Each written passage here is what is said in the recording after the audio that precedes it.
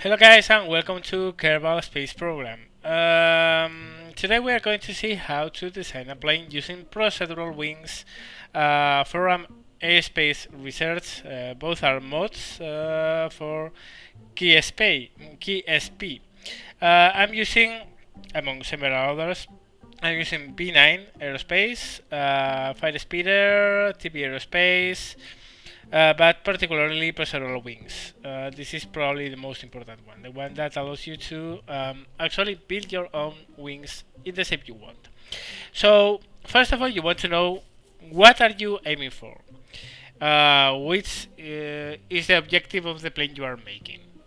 For instance, it's not the same the design needs of a plane which is going to be very fast, Mach 5 for instance, than a plane that's going to be subsonic but highly maneuverable. It's not the same a plane that is going to be going up there in the atmosphere as high as it can go, that some other that doesn't need to be very high. So just mark yourself a goal. Just start making a plane, knowing what you are aiming for. For instance, in this one, what I'm going to try is to build a pretty small plane, which is fun to fly, and is not very fast or goes very high, it's simply very maneuverable, and you can have fun with it just stepping around. So, to begin the process, you want to select the cockpit. the cockpit. I have two choices here. This one is lighter than this one, so I'll go with this one. Next thing you want to do is to make a means of giving it automatic pilot. So we go to control, we aim for an SAS. This is very small. This one is better. Slap it on. We also want some batteries. So batteries we add. This is small again. This one. So later we might want to add lights and all that stuff to this thing, so a battery pack is always nice. Next in line we want to make the fuselage. The fuselage is going to be a couple of sections only. I'm not aiming for a lot more than that. So what we are going to do first is to look for a fuselage with a fuel tank. There it is. This is going to be a lightweight small plane, so we don't need more than one fuel tank. Fuel tanks are pretty heavy. So we go to structure and we complete the fuselage with just a structural fuselage, which is much lighter. There you go, that's our fuselage. Next in line we want to check out exactly which engine do we want to use. So we go to propulsion and we see there's a turbofan there. Well, this is attractive, but it's for underwing mounts and is very big. So no. Another turbofan, but this should go to the side, and 2 is overkill. So let's go to with a very simple, basic engine, nothing too fancy, just this. Next, we have to ensure that the engine has enough air to breathe. So we go to aerodynamics, we look for intakes, and we are going to select the simplest one, because we are not looking for something very fancy here. We are just looking for something that flies well and is light. So we already have the fuselage and the propulsion. Now let's check where the center of gravity is. It is here. Generally speaking, you want the center of gravity to be as forward as you can. And we see that here we could move this a little bit forward if we get the heavier part in front of it as much as you can to do the pose. So what we are going to do is to separate this, and sorry, hold on a second. Separate this, join this, join that. Let's turn it around, there you go. This is a battery, so we need more batteries. Utility, yeah, there. And just for the sake of it, let's throw another battery. Let's put it there. Okay, you can see it has moved slightly forward. This is good. This is good because we want our wing and our lift vector to be behind the center of mass. So the next thing we are going to do is to put a wing. So we go to the procedural wings, select a proper wing, and let's try to put the wing root around here. Double it and level it. Check it. It's okay. And now what we are going to do is to expand it a little bit, move it slightly backwards, maybe in a twin states, maybe it works. Okay, let's put it there. After you have put it there, we'll put another one, which is there. Click twice, so it actually, okay, is, you can see it actually lines it up perfectly. And we want to enlarge it, reduce it, enlarge it a little bit more, and give it even more, just like that. And this starts looking a lot like a MiG, one of the early MiG 15s, MiG 17s. Let's check the center of lift. It's still forward, but no big deal because we still need to mount tails. So let's reduce the size of this and this and give it a marker swept back. Okay, now looks like the center of lift is behind the center of gravity. Still is not a lot, so I'm going to move this slightly backwards. Like there, for instance. So we have a good basis for that. Next in line, we want to put a vertical stabilizer. Actually, what I usually do here is to take a copy of that, slap it up there, and there you go. No need to go much fancier than that. Actually, I'm going to taper it a little bit and reduce it inside somewhat, or enlarge it. So yeah, more or less like that. So next in line that we have the basic design with a nice swept wing and tail plane. As you can see, I have redesigned it and moved it a little bit forward. Now it looks a little bit cooler. Check again. Center of lift, center of gravity. Oof. We could do with a little bit back. Again. There you go. That looks better. So next in line, what we want to do is to put control surfaces. So like we go to aerodynamic, control surfaces.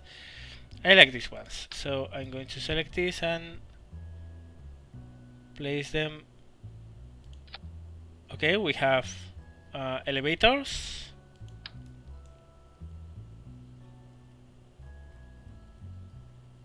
Now we've got a rudder. And now we are about to have ailerons. And you can see right now the center of lift has displaced it against backwards, so we can move the wing a little bit forwards. The thing here is that you want the center of lift to be near the center of gravity if you want the plane to be very maneuverable. This will make it very unstable, but there are ways around that afterwards with FAR. So FAR, sorry. So no big deal with that. So okay, we have the basic plane. Now let's check the basic stance of this plane. I mean, basic stance in the sense that the qualities, the aerodynamic qualities. We can scale this to Mach 2 to check how it's going to be from 0 to 2. Very high lift curve up to maybe Mach 1.7, goes downhill steeply from there. I highly doubt this plane is going to be more than transonic, but we aren't aiming for speed, so who cares? But the important thing here is that now we can set the control surfaces. First, this one, or the elevators. So those rule pits, they can have a maximum stall angle of 27, so we'll go to 26 and update. We have them set. This is the rudder. It's going to deflect at 27, which is within the stall angle. Alrighty. And next we go to the ailerons. This I always put around 18, 20 more or less. No need to do more than that. You don't want too much ailerons. Okay, next in line we need a landing gear. So we go to the utility section. We get ourselves a nice landing gear. First thing forward. There you go. And then a couple of them behind the wing, below the wing, sorry. There you go. Alright. This plane will have a slight nose-up position on the ground, but that's cool for me. Let's check again how that affected. Well, slightly more drag at high speeds, but that was to be expected. We could go on adding lights and stuff, but I want to give it a try. So, okay, let's go for a launch. So here we are on the strip. Our plane is set up for the takeoff, but first we want to mess a little bit with the FAR system. First we want AAS. This is like IAS, but well, it's equivalent airspeed. It's very similar to indicated airspeed. Not going to go a lot more into that. But we also have the flight data, and we have the assistance system. And this is a system that what the hell is going on? You guys stop there. Okay. This is a system that helps you fly your plane with keyboard. And actually, I'm going to mess with this sentence. Wing leveler is a system that tries to get you level all the time in roll. I don't want any of that, so there it goes. Yaw damper is the rudder, which goes side to side to keep you balanced. I'm going to set it to a lesser control, or lesser strength. Pitch damper. This tries to keep your plane not bouncing up and down all the time. This is too heavy as well, so I'm going to update that. But this is the most important one, the one that you're going to see now. AOA limiter. This limits your angle of attack. Generally speaking, I don't want to go at angles of attack a lot bigger than 15 degrees. But of course you have to take into account that if you put this very big, you won't go over your upper limit, but the plane is going to be bouncing all the time. So we set the upper limit to only 13 degrees, the lower level to only 13 degrees, no, maybe more. Let's put it 15 degrees, 15 degrees, and decrease this somewhat to there. And let's try it. There's no other way. Now you have to try your plane and see if it flies like you want. So let's take off. I'm actually going to cut the mic until we'll come back to base and land. Let's see how this plane does.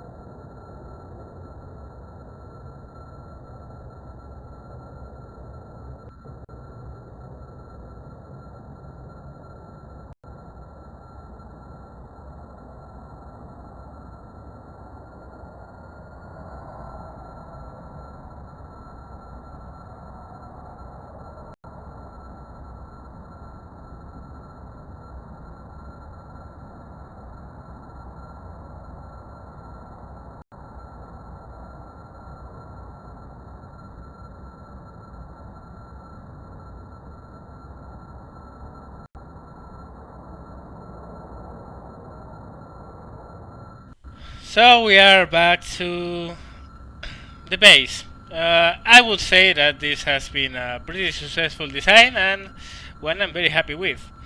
Probably could be improved here and there. I still have to investigate the extremes of its maneuverability because while you are pulling on the elevators, you can't roll because if you roll, it tends to depart. But other than that, I'm very happy with this design. And you have seen how I did it. It didn't take that long. Just take a plane that you like and try to recreate it with procedural wings and FAR, and it will probably work in Kerbal Space Program as well. So, okay, we are coming close in for landing. Let's go a little bit up. Good engine, restart engine. Okay, we are lining up. Perfect. Nose up to flare. And we are on ground. Brakes. And yeah. Back we are. Very little nice fighter plane I did here. Won't break any airspeed records, but even so, who cares? So let's switch off this thing and let's get Bob out. Come on, Bob. Get out. And oh, I forgot to put ladders here. Oh, well, little jump, nothing happens, and yay! Look at how happy he is with his plane. So just one thing missing. How should we name it? Let's go back to hangar and find out. So we should call it the okay, AV Air Vehicle HM High Maneuverability Mark 1 and nickname I don't know. Dragonfly? Yeah, why not? The Dragonfly. And we got it. Let's save it. And yeah, guys, well, this was it. This is my whole process of how I design a plane and get it ready to go up in the sky. You have seen how I design it, how I build it, and how I toggle with the controls to make it as much maneuverable as possible without making it unflyable. I hope you enjoyed, I hope you had fun, I hope you learned something, and as always, guys, thank you very much for watching, and see you later.